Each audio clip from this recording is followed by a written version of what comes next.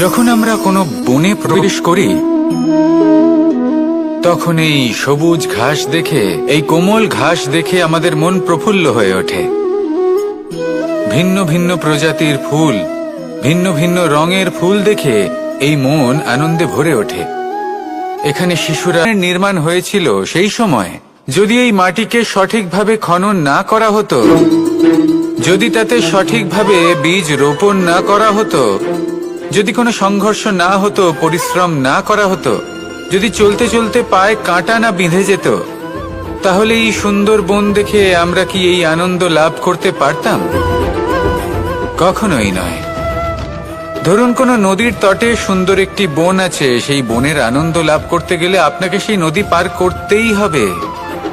যদি সুখের নদীর কাছে পৌঁছতে চান, তাহলে তটে যে কাঁটা রয়েছে সেগুলোর সাথে সংঘর্ষ করতেই হবে। এই সংসারে যদি আপনি সুখ লাভ করতে চান, তাহলে সুখ লাভের এই যাত্রা শুরু করতে হবে সংঘর্ষ দ্বারা।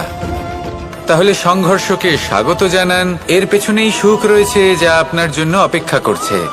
এবার হাসুন আর আমার সাথে ভালোবেসে বলুন, রাধা রাধা। আপনি কখনো কাউকে পর্বতে আরোহণ করতে দেখেছেন? বা আপনি কখনো নিজে কোনো পর্বতে আরোহণ করেছেন?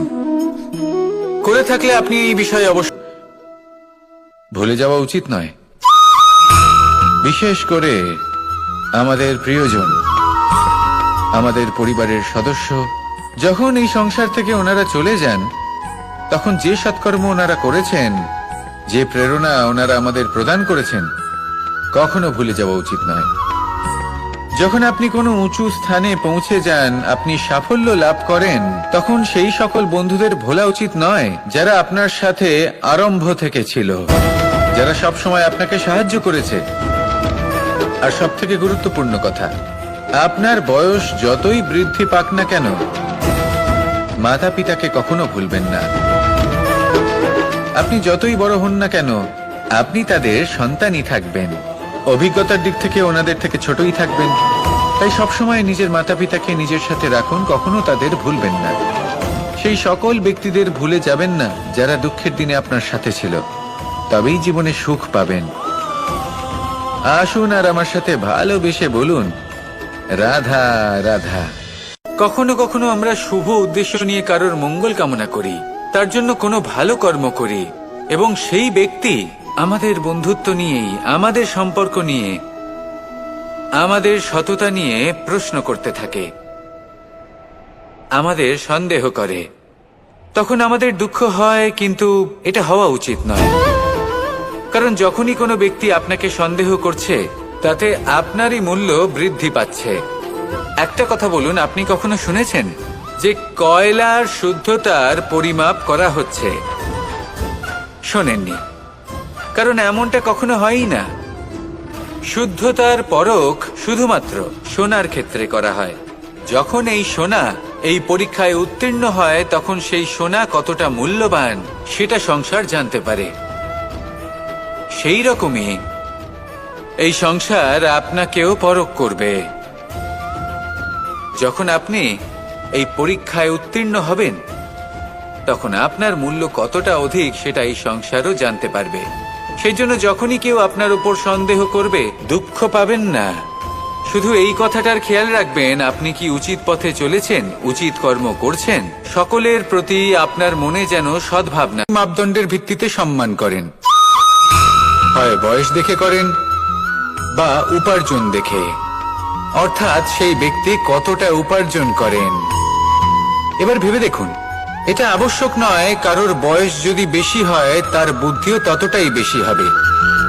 আবশ্যক এটাও নয় যে কোনো ব্যক্তি যদি অত্যন্ত ধনী হন, বা তার মনও নির্মল হবে, বা তিনি সৎকর্ম করবেন, বা এমন কোনো কর্ম করবেন যাতে উনি সম্মান লাভ করতে পারেন। হতে পারে উনি ধনী কিন্তু দুশ্চরিত্র। সেই জন্য বয়স বা উপার্জন দেখে কোনো ব্যক্তিকে সম্মান করবেন না। কর্ম দেখুন। যদি গভীরভাবে ভেবে দেখেন, তাহলে দেখবেন যদি কোনো মানুষ কোনো সৎকর্ম করেন, তাহলে তার প্রতি হৃদয় থেকে সম্মান জাগ্রত হয়। এটাই হলো সেই সম্মান যা অর্জন করতে হবে। বয়স আজ আছে, কাল আরো বৃদ্ধি পাবে। উপার্জন আজ আছে, কাল সেটা কমে যেতেও পারে, কিন্তু যদি আপনি নিরন্তর শুভকর্ম করতে থাকেন তাহলে আপনি মৃত্যুর পরেও অমর হয়ে থাকবেন। আসুন আমার সাথে ভালোবেসে বলুন রাধা। মানুষের জীবনে স্বচ্ছতার একটা আলাদা গুরুত্ব আছে। যদি আপনি নিজেকে স্বচ্ছ রাখেন তাহলে আপনার নিজেরও ভালো লাগবে, সামনের ব্যক্তিরও ভালো লাগবে, একটা অন্যরকম প্রভাব পড়বে। কিন্তু একজন শ্রেষ্ঠ ব্যক্তি কিভাবে হয়ে ওঠা সম্ভব? যার মধ্যে গুণ আছে, শিক্ষা আছে, শুভ চেতনা আছে, যিনি সৎকর্ম করেন। কিভাবে হব সেই ব্যক্তি যার মধ্যে জ্ঞান আছে? শুধুমাত্র স্বচ্ছ থাকলে তো তা হওয়া সম্ভব নয়। প্রথমে আপনাকে বুঝতে হবে যে মানুষের মধ্যে 4টি মূল তত্ত্ব আছে। প্রথম হলো তার শরীর, যার দ্বারা উনি যে কোনো কর্ম করে থাকেন। দ্বিতীয় তত্ত্ব হলো তার মন, যার দ্বারা কোনো কর্ম করার জন্য সে নিজেকে প্রেরণা দিতে থাকে। তৃতীয় তত্ত্ব হলো বুদ্ধি, যে কর্ম আমরা করতে চাই, যে লক্ষ্যে আমরা পৌঁছতে চাই, সেটা আমরা কিভাবে কোন পথে করব সেটা স্থির করা যায় বুদ্ধি দিয়ে। আর চতুর্থ তত্ত্ব হলো আত্মা। আত্মা হলো এমন এক তত্ত্ব যার কোনো সমাপ্তি নেই। আত্মা হলো অজয়, কিন্তু এরও শুদ্ধিকরণের প্রয়োজন হয়। এই 4টি তত্ত্বের শুদ্ধিকরণ করতে থাকুন, এদের নির্মল রাখুন, শুদ্ধ রাখুন। এবং এটা কিভাবে হবে? শুভ চেতনা দ্বারা, জ্ঞানের দ্বারা, এবং সবথেকে বেশি গুরুত্বপূর্ণ প্রেমের দ্বারা। আসুন আমার সাথে ভালোবেসে বলুন রাধা। মানুষের জীবনে উন্নতি লাভ করার জন্য তে আর কোথাও পাওয়া সম্ভব নয়, কিন্তু মানুষ অনেক সময় জীবনে এই 3টি স্তম্ভ লাভ করা সত্ত্বেও সামনে অগ্রসর হতে পারেন না। তখনও জীবনে কঠিন পরিস্থিতি আসতেই থাকে। এমনটা ঠিক কেন হয়? কারণ সে জীবনে এই 3টি স্তম্ভ লাভ করে নেয়, জীবনে প্রয়োগও করে, কিন্তু তার ভিতের কথা সে ভুলেই যায়। যেমন প্রথম স্তম্ভ অর্থাৎ শিক্ষা। এই শিক্ষার আধার হলো শুভ চেতনা। যদি অন্তরে শুভ চেতনা না থাকে তাহলে এই শিক্ষার কোনো গুরুত্ব থাকে না। দ্বিতীয় স্তম্ভ ব্যবসা। পরিশ্রম করে উপার্জন করতে হবে, এই কথাটা আমরা সবাই জানি এবং সবাই চেষ্টাও করি, কিন্তু ব্যবসা করতে করতে আমরা এটা ভুলে যাই আমাদের ব্যবহার কেমন হয়ে পড়েছে। এই ব্যবহার যদি শুভ হয়, তা এই সংসারের একটা নিয়ম আছে, বা বলতে পারেন লোকে তাই বলে, যে শক্তিশালী হয় সে শক্তিহীনকে নত করে দেয়। এমনটাই হয়, তাই না? আবশ্যক নয়, কখনো কখনো এমনও হয় একজন অসমর্থ ব্যক্তি সমর্থ ব্যক্তিকে নত করে দেন। এটা সম্ভব, এও হতে পারে। আর এটা তখন হতে পারে যখন তার মধ্যে ভালোবাসার শক্তি থাকে। ভালোবাসার শক্তি এই সংসারে সবথেকে বড় শক্তি হয়। এই ভালোবাসার শক্তি দ্বারাই নির্ধন সুদামা আমাকে দিয়ে নিজের পা ধুইয়ে নিল, কিছু না বলেই, কিছু না চেয়েই। এই কর্মের আধার ছিল শুধুমাত্র ভালোবাসা। খুব শক্তিশালী হয় এই ভালোবাসা। ভালোবাসার শক্তি দ্বারাই আপনি হিমালয় পর্বতকে নত করতে পারেন, তাহলে কি অসম্ভব হতে পারে? এই ভালোবাসার শক্তির সঞ্চার করুন, আর এই ভালোবাসার সাথেই বলুন রাধা রাধা। একদিকে হলো আঙুর, তারই অন্য একটি রূপ। কিন্তু কখনো হাটে যান আর গিয়ে জিজ্ঞেস করুন যে এই কিশমিশ আর আঙুর, এই দুইয়ের মধ্যে অধিক মূল্য কার? আপনিও নিশ্চয়ই জানবেন যে কিশমিশের মূল্য আঙুরের থেকে অনেক গুণ বেশি। এবার এরকম কেন হয়? এর পেছনে কি কারণ থাকতে পারে? একদিকে হলো সেই আঙুর যা টাটকা অবস্থায় গাছ থেকে পেড়ে খাওয়া যায়, আর অন্যদিকে হলো কিশমিশ যাকে মাসের পর মাস রোদে ফেলে রাখা হয়। একদিকে আঙুর যা কিনা অত্যন্ত রসালো, আর কিশমিশে কোনো রসই নেই। একটি হলো অত্যন্ত কোমল এবং সুন্দর, অন্যটি অমসৃণ এবং তাতে বিন্দুমাত্র সৌন্দর্য নেই, তাও তার মূল্য বেশি। এইসব কেন হয়? এই কারণেই হয় কারণ সেই আঙুর অনেক মাস পর্যন্ত রোদ সহ্য করে থাকে, কষ্ট সহ্য করে থাকে, তবেই সেই আঙুর কিশমিশে পরিণত হয়। এবার জীবনের কড়া রোদ যাকে সহ্য করতে হয়, তার সাথেও এটাই হয়ে থাকে। তারও মূল্য আপনা থেকেই বৃদ্ধি পায়। আপনার জীবনে আপনার গুণ, আপনার প্রতিভা, তা অত্যন্ত গুরুত্বপূর্ণ। কিন্তু যখন আপনি অভিজ্ঞতা লাভ করেন, তখনই সেই অভিজ্ঞতা আপনার গুণ এবং প্রতিভাকে আরো অনেক বেশি শ্রেষ্ঠ করে তোলে। তাই জীবনের কঠোর রোদের মধ্যেও দাঁড়িয়ে থাকাটা শিখে নিন। সাহসের সাথে কঠিন পরিস্থিতির সম্মুখীন হওয়াটা শিখে নিন। ঠিক এইভাবেই অভিজ্ঞতা লাভ করতে হয়। আর এই অভিজ্ঞতা আপনার মূল্য বৃদ্ধি করতেই থাকবে, করতেই থাকবে। আর তখন এই মন প্রসন্ন হয়ে বলবে, রাধা রাধা। আমাদের সকলের জীবনেই দুই ধরনের ব্যক্তি থাকেন, বন্ধু এবং শত্রু। তারা হলেন আমাদের প্রিয় বন্ধু, যারা আমাদের জীবনে সবসময় আমাদের পাশে থাকেন। কখনো কখনো আমরা তাদের জন্য কিছুই করি না, তাও তারা আমাদের আনন্দ প্রদান করেন, ভালোবাসা প্রদান করেন। আর অন্যদিকে থাকে আমাদের শত্রু। দেখতে গেলে যখন আমরা জন্ম নিই, তখন কিন্তু আমাদের কোনো বন্ধু থাকে না, আমাদের কোনো শত্রুও থাকে না। কিন্তু যত ধীরে ধীরে আমরা জীবনে এগোতে থাকি, আমাদের বয়স বাড়তে থাকে, তখন আমাদের বন্ধু আর শত্রু এই দুইয়ের সংখ্যা বাড়তে থাকে।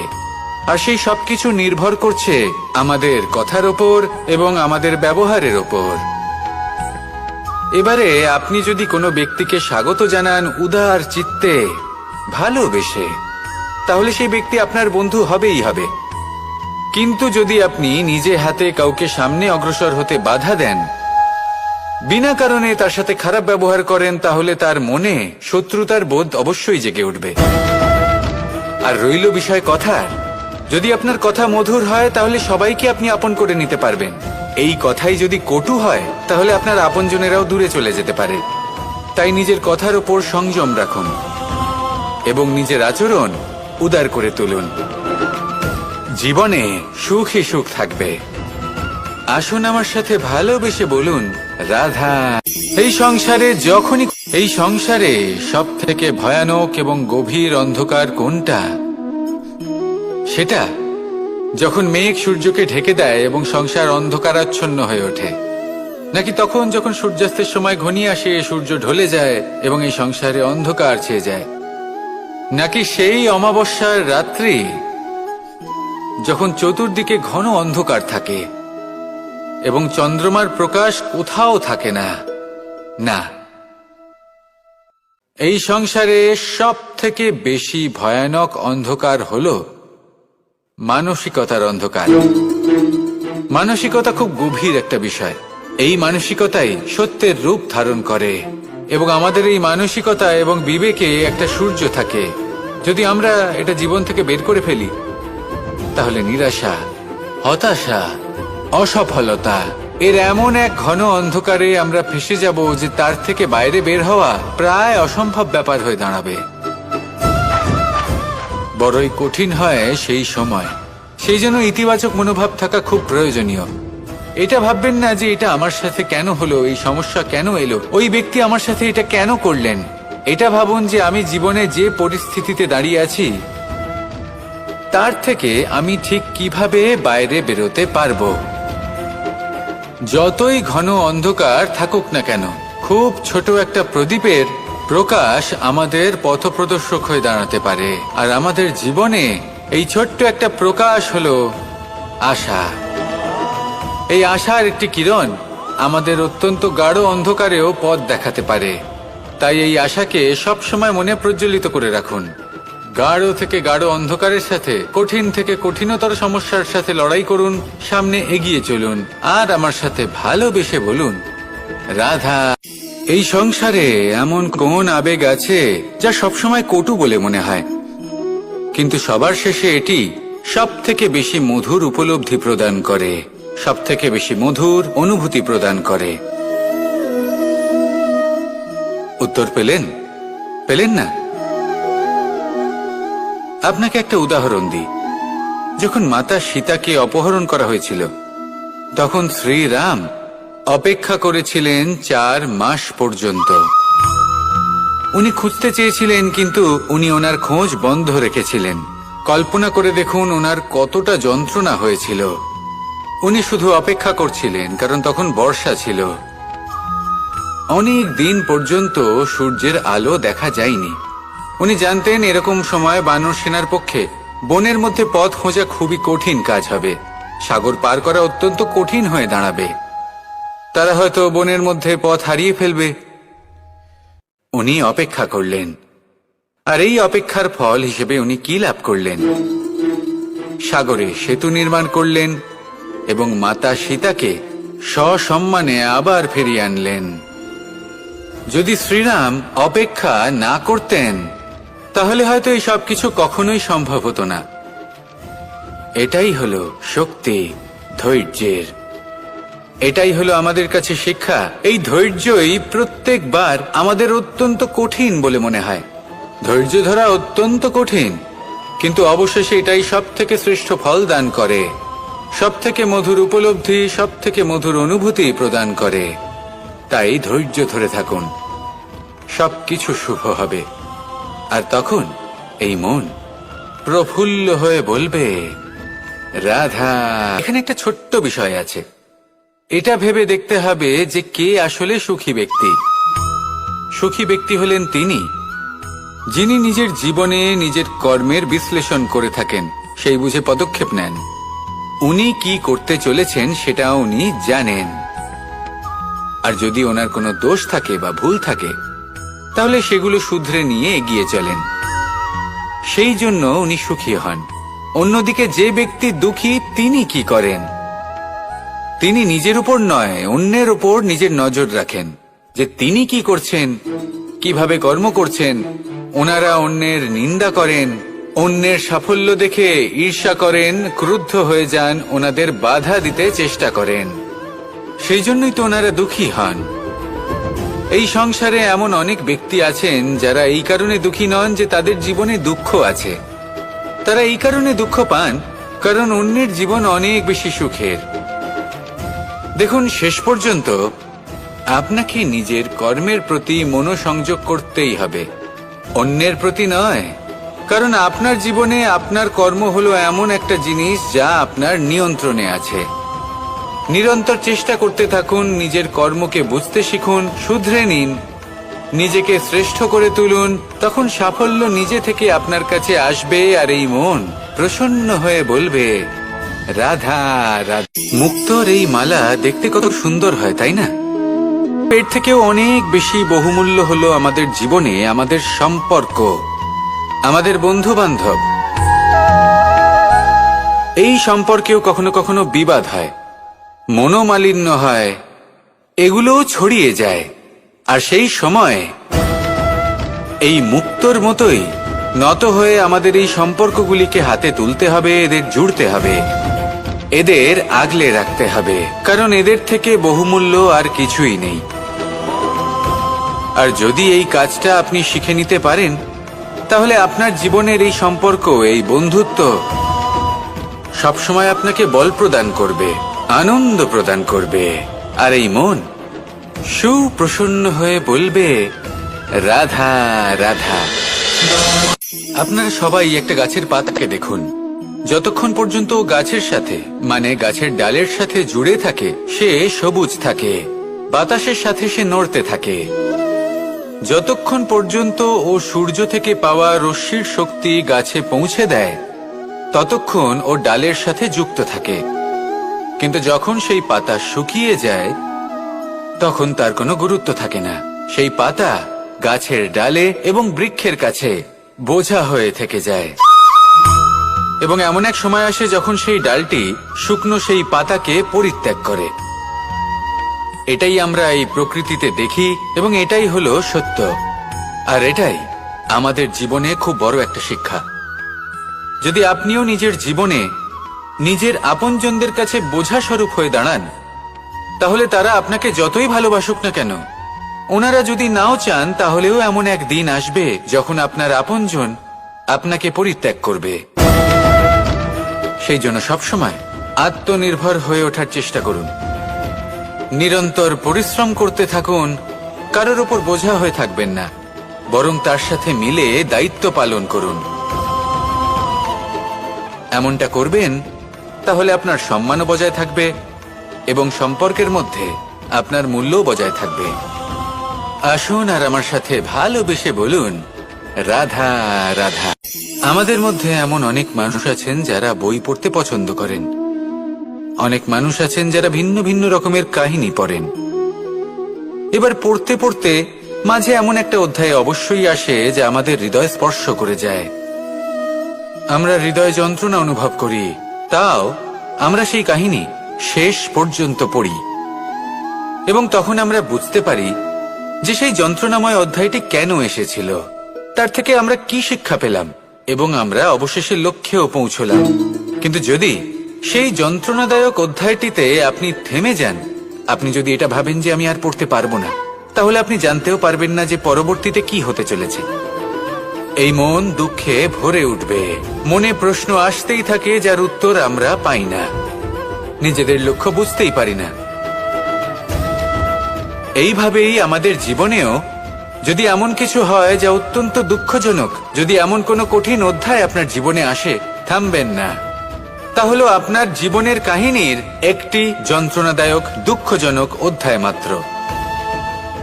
শেষ পর্যন্ত এই কাহিনীতে টিকে থাকুন, কর্ম করতে থাকুন। আপনি বুঝতে পেরে যাবেন যে এই কঠিন পরিস্থিতি আপনার জীবনে কেন এসেছিল। আপনি শিক্ষাও লাভ করবেন এবং লক্ষ্যও লাভ করবেন। আসুন আমার সাথে ভালোবেসে বলুন, রাধা রাধা। আশা এবং বিশ্বাস মানুষের জীবনের দুই অমূল্য স্তম্ভ। এটাই হলো ঢাল এবং এটাই হলো অস্ত্র। এটাই আমাদের রক্ষা করে এবং এটাই আমাদের জীবনের পথ প্রশস্ত করে। কিন্তু ছোট একটা সমস্যা আছে। এবার যদি আপনি বটবৃক্ষের থেকে এই আশা রাখেন যে এ আমাকে ফল দেবে, তাহলে সেই আশা ভঙ্গ হওয়াই স্বাভাবিক। আর যদি আপনি বিশ্বাস করেন যে খেজুর গাছ আপনাকে ছায়া প্রদান করবে, তাহলে সেই বিশ্বাসও অবশ্যই ভঙ্গ হবে। তাহলে কি করা উচিত? চোখ বন্ধ করে যে কাউকে বিশ্বাস করার আগে বা যে কারোর থেকে আশা রাখার আগে নির্বাচন করুন যে কার ওপর বিশ্বাস রাখতে চান, কার ওপর আশা রাখতে চান। তবে আমি তো বলবো যে বিশ্বাস করতে হলে নিজের ওপর করুন, যে এই সংসারে এমন কোনো কাজ নেই যা আপনি করতে পারেন না। আর শুধু কর্ম করতে থাকুন আর ভরসা রাখুন ঈশ্বরের ওপর, যে উনি আপনার কর্ম দেখবেন আর আপনাকে আপনার কর্মফল অবশ্যই দেবেন, আপনাকে সাফল্য দেবেন। যদি আপনার বিশ্বাস অটল হয়, নিরন্তর পরিশ্রম করেন, তাহলে ঈশ্বর কখনোই আপনার আশা ভঙ্গ হতে দেবেন না। আসুন আর আমার সাথে ভালোবেসে বলুন, রাধা। সংসারে কি অর্জন করেছেন? ধন সম্পত্তি, বস্ত্র, আভূষণ, এই সবকিছু যে আপনি অর্জন করেছেন, আপনার মৃত্যুর পরে তা আপনার থেকে দূর হয়ে যাবে। এর উত্তর হলো একটাই, আপনার কর্ম। শুধু সেটাই আছে যা একান্ত আপনার, আর শুধু সেটাই এই সংসার থেকে চলে যাওয়ার পরেও সংসারেই জীবিত থাকবে। যদি আপনি দুষ্কর্ম করেন, তাহলে এই সংসার আপনাকে একটি অনুচিত উদাহরণ হিসেবে মনে রাখবে যে এই ব্যক্তি খুব পাপী ছিল, অনুচিত কর্ম করতেন। যে পথে তিনি চলেছেন সেই পথে কারোর চলা উচিত নয়। সেখানেই যদি আপনি সৎকর্ম করেন, তাহলে সংসার চিরকাল এটাই বলবে যে খুব ভালো মানুষ ছিলেন, সবাইকে ভালোবাসতেন, সবাইকে সাহায্য করতেন, আমার খুব প্রিয় মানুষ ছিলেন। এটাই হলো শ্রেষ্ঠ কর্ম। সেই জন্য জীবনে শুধুমাত্র ধন সম্পত্তি আভূষণ এই সব অর্জন করতে গিয়ে নিজের মনোনিবেশ করবেন না। শ্রেষ্ঠ কর্ম করুন। সংসার থেকে চলে যাওয়ার পরেও এই কর্মই এই সংসারে আপনাকে জীবিত রাখবে। আসুন আমার সাথে ভালোবেসে বলুন, রাধা রাধা। এই শুকনো পাতাটিকে দেখুন, নিষ্প্রাণ হয়ে পড়েছে। কোনো একটা সময় এই পাতাটি একটা গাছের ডালে ছিল। সেই গাছ ওর লালন পালন করত। যখন যখন বাতাস বইত, এই পাতায় কম্পন দেখা দিত, মনকে প্রফুল্ল করে তুলত। কোনো একদিন এই পাতা গাছের ডাল থেকে ঝরে পড়ে গেল। নিঃসন্দেহে ও নিজের স্বাধীনতা পেল, কিন্তু আস্তে আস্তে শুকিয়ে গেল, নিষ্প্রাণ হয়ে গেল। দেখুন, আমি এই কথা বলছি না যে স্বাধীনতা অনুচিত, কখনোই না। কিন্তু যে কোনো পরিস্থিতিতে স্বাধীন হতে চাওয়া এটা নিশ্চিতরূপে অনুচিত। আমরা যদি আমাদের জীবনে পরিবারের গুরুত্ব ভেবে দেখি, তাহলে এই পরিবারে যতই মতভেদ থাকুক না কেন, যতই মনোমালিন্য থাকুক না কেন, যতই বিবাদ থাকুক না কেন, এই সব মিটিয়ে নেওয়া অত্যন্ত প্রয়োজনীয়। সেই সবকিছু সমাপ্ত করা অত্যন্ত প্রয়োজনীয়। কখনো এই পরিবারকে ভাঙতে দেবেন না, কখনো এই পরিবার থেকে দূরে চলে যাবেন না। এই পরিবার হলো আমাদের জীবনের একটা অমূল্য সম্পদ, অমূল্য এক আশ্রয়, যা এই সংসারে হয়তো কোথাও আপনি পাবেন না। তাই একে আগলে রাখুন। ভেবে নিন আপনি পাতা আর আপনার পরিবার সেই গাছ। আসুন আমার সাথে ভালোবেসে বলুন, রাধা রাধা। তা আসে এই তেল থেকে। যদি এই তেল সমাপ্ত হয়ে যায়, তাহলে এই প্রকাশ তাও সমাপ্ত হয়ে যায়। আর আমাদের জীবনে এই তেল হলো আমাদের কর্ম, আর এই আগুন আর এর দ্বারা উৎপন্ন হওয়া প্রকাশ আমাদের ভাগ্য। যত আমাদের কর্ম ক্ষীণ হতে থাকবে, আমাদের ভাগ্য সৌভাগ্য কোথাও না কোথাও লুপ্ত হয়ে যাবে। যে উজ্জ্বল ভবিষ্যৎ আমরা চাইছি, তা কখনো লাভ করতে পারবো না যদি কর্ম না করি। ঠিক যেমন তেল ছাড়া অগ্নি উৎপন্ন হয় না, তেমনি কর্ম ছাড়া সৌভাগ্য হয় না। আর যেমন কর্ম তেমন ভাগ্য। তাই সবসময় কর্ম করতে থাকুন, কর্ম করা থামাবেন না। আর আমার সাথে ভালোবেসে বলুন, রাধা রাধা। যখন আমরা মৌন থাকি, তখন আমরা কতটা শক্তি ব্যয় করি, বিন্দুমাত্র নয়। সেখানেই যখন আমরা রুষ্ট হই, তখন আমরা কতটা শক্তি ব্যয় করি। আমাদের রক্ত গরম হয়ে ওঠে, চোখ থেকে যেন অগ্নি বর্ষা হয়, আমরা চিৎকার করতে থাকি, জোরে কথা বলি, কখনো কখনো আমরা অনুচিত কর্ম করে বসি। সবকিছুই ক্রোধের বশে করি। এবার এই ক্রোধকে মৌনতায় পরিণত করতে হবে। এই কাজটা চোখে দেখা যায় না, এই কাজ সরল নয়, এই কাজ হলো অত্যন্ত কঠিন, এবং এই কাজই শ্রেষ্ঠ। সেই ব্যক্তি শক্তিশালী নন যিনি কথায় কথায় ক্রুদ্ধ হয়ে যান, কথায় কথায় যিনি আক্রমণ করেন। আজ্ঞে না, সব থেকে বেশি শক্তিশালী ব্যক্তি হলেন তিনি, যিনি নিজের ক্রোধকে মৌনতায় পরিবর্তন করতে পারেন, যিনি শান্ত মনে পরিস্থিতিকে বোঝেন, তার আকলন করেন, আর তারপর বিবেকের দ্বারা সিদ্ধান্ত নেন। তিনি হলেন সব থেকে শক্তিশালী ব্যক্তি। তাহলে সেই ব্যক্তি হয়ে উঠুন আর আমার সাথে ভালোবেসে বলুন, রাধা রাধা।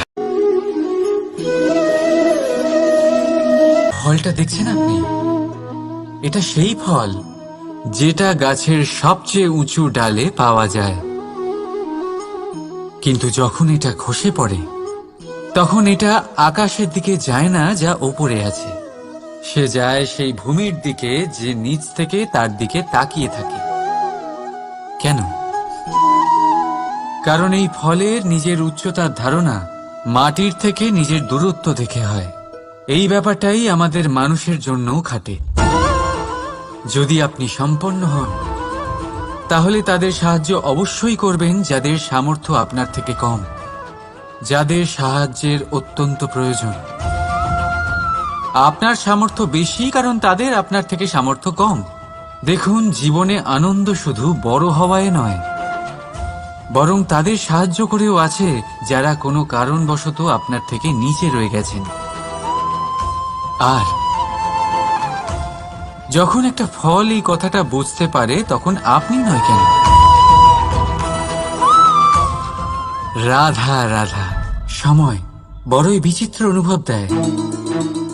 যখন অপেক্ষা করছেন, তখন অনেক লম্বা হয়ে যায়। প্রতিটা মুহূর্ত একটা গোটা দিনের মতো মনে হয়। ঠিক সেইভাবেই যদি কোথাও যেতে দেরি হয়, তখন সময় দৌড়তে থাকে, প্রসন্নতায় বয়ে যায় আর নিরাশায় থমকে যায়। আপনদের সাথে থাকলে সময়ের খেয়ালই থাকে না, শত্রুদের সাথে থাকলে সেই সময়ই খারাপ হয়ে যায়। কিন্তু এটাই কি সত্যি বাস্তব? না, সময় তো সময়ই হয়, নিজের গতিতেই চলে সে। শুধু সেই গতির আভাস আমাদের মানসিক অবস্থা অনুযায়ী বদলে যেতে থাকে। তাই এই সমস্যা সময়ের নয়, আমাদের মানসিকতা। তাই নিজেকে খুশি রাখুন, অন্যদেরও খুশি রাখুন। আগের সমস্ত ঘটনা ভুলে যান আর একটা উজ্জ্বল ভবিষ্যতের দিকে অগ্রসর হন। সময় সবসময় ভালোই লাগবে। প্রেম করুন সবার সাথে, সময় সবসময় সুখেই কাটবে। রাধা রাধা। অগ্নি জীবনে খুব মহত্বপূর্ণ হয়। এই অগ্নি উজ্জ্বলতা হয়ে আমাদের জীবিত রাখে। কিন্তু ভাবুন, যদি এই উজ্জ্বলতা ক্রোধের অগ্নি হয়ে দিকভ্রষ্ট হয়, তাহলে কি হবে? একটা ছোট পাতা দিয়ে শুরু করে গোটা বনকে ছারখার করে দিতে পারে। ঠিক সেরকমই মানুষের ক্রোধের আগুনও অন্যদের তো ভস্ম করেই, কিন্তু তার পূর্বে স্বয়ং নিজেকেই ভস্ম করে দেয়। তাহলে কি করা যায়? কি করে নিয়ন্ত্রণ করা যায় তাকে? উত্তর হলো, তাতে জল ঢেলে দিয়ে, জলের মতো বইতে দিন একে। ঠিক সেইভাবে যেমন সূর্য নিজের অগ্নিকে তেজ বানিয়ে আপনার কাছে পৌঁছে দেয়। এটাই পার্থক্য সূর্যের অগ্নি আর ক্রোধের অগ্নির মধ্যে। সূর্যের অগ্নি বিচ্ছুরিত হয়ে প্রতিফলিত হয়ে আসে, আর সেই জন্যই তাকে তেজ বলা হয়। অন্যদিকে আমাদের ক্রোধের আগুনের কোনো সীমাই থাকে না। তাহলে নিজের অন্তরের শক্তিকে ক্রোধের আগুন বানিয়ে জ্বালাতে চান, নাকি উজ্জ্বলতা বানিয়ে বিস্তারিত করতে চান? সিদ্ধান্ত আপনার। রাধা রাধা। এই সংসার অনেকটাই বড়, আর আমরা তার কাছে অত্যন্ত নগণ্য। এই সংসারে এমন অনেক মানুষ পাওয়া যায় যারা বোঝান যে এই সংসারটা কতটা বড়, কতটা অদ্ভুত, কতটা সুন্দর। আর এই সংসার রচনা করে পরমেশ্বর কত মহান এক কাজ করেছেন। কিন্তু আপনি এই জীবনে মাত্র কয়েকজন মানুষকেই পাবেন যারা আপনাকে এটা বলবেন যে এই সংসারে আপনি কতটা গুরুত্বপূর্ণ, আপনি কতটা অদ্ভুত। যদি আপনি তাদের সাথে থাকেন, তাহলে তারা নতুন কিছু সৃষ্টি করতে পারেন, এই সংসারকে আরো কতটা পবিত্র করতে পারেন।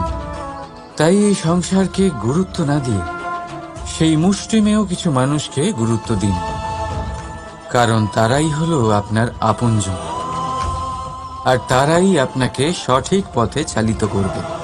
মানুষকে তো বর্ষার স্রোতও বয়ে নিয়ে যেতে পারে, তাকে সাগরও ডুবিয়ে দিতে পারে, কিন্তু গঙ্গা জল সবচেয়ে বেশি শুদ্ধ, কারণ তার কয়েক ফোঁটা মানুষকে মুক্ত করে দেয়। রাধা রাধা। এ হলো একটা পাতলা সুতো। ভাবছি যদি এটা দিয়ে আমি পোশাক বানাই, তাহলে নিজের জন্য কত সুন্দর একটা পোশাক বানাতে পারবো। কিন্তু যদি এটা আমি এই সুতো জোড়া লেগে গেল। শুধু পার্থক্য হচ্ছে এটাই যে আগের মতো এটা আর সরল নেই, আর এটার দৈর্ঘ্য আগের থেকে কিছুটা কমে গেছে। এই সংসারে প্রেমের সাথেও ঠিক এটাই হতে পারে। প্রেমের এই সুতো যা দুই মানুষকে একসাথে বেঁধে রাখে, অহংকার আর স্বার্থের আঘাত সে সহ্য করতে পারে না, ছিঁড়ে যায়। চেষ্টা করলে আবার এই সম্পর্ক হয়তো জোড়া লাগতে পারে, কিন্তু তা আগের মতো কখনোই থাকে না, কারণ মনে গিট পড়ে যায়। সেই জন্য প্রেমকে স্নেহের সাথে সামলে রাখুন, অহংকার আর স্বার্থের থেকে দূরে থাকুন। রাধা রাধা।